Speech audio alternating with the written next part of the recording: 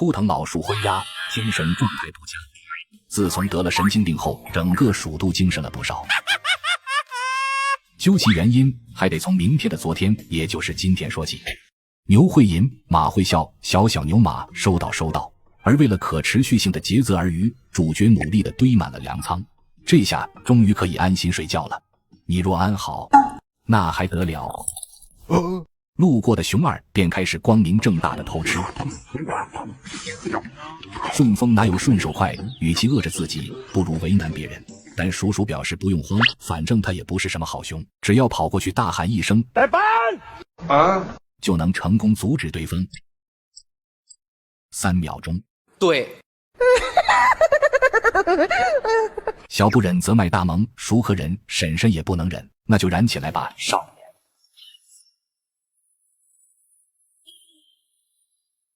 虽然主角从来都不惹事，但也怕事。卷又卷不赢，躺又躺不平。好在熊二吃完就走了。李白乘舟将欲行，3000工资真不行。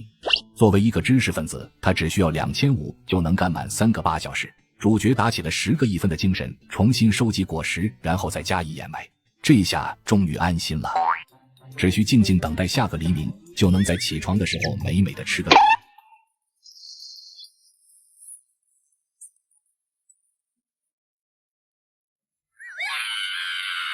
做一天牛马发一天疯，当一天和尚撞一天钟。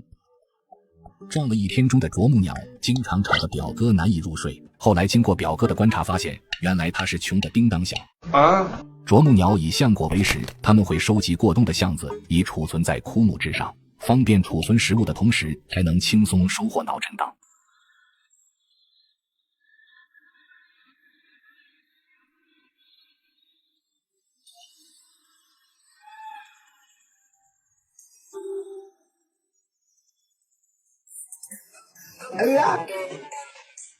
机会这不就来了吗？经常偷东西的朋友都知道，偷东西时需要眼观6路，耳听80方，因为这样被打时才没那么疼。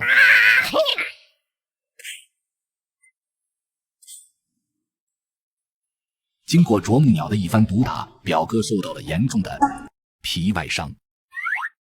你看你长得那个逼，好像上山，俺老就。虽然造成邻里关系极度紧张，但好在粮食最终还是保住了。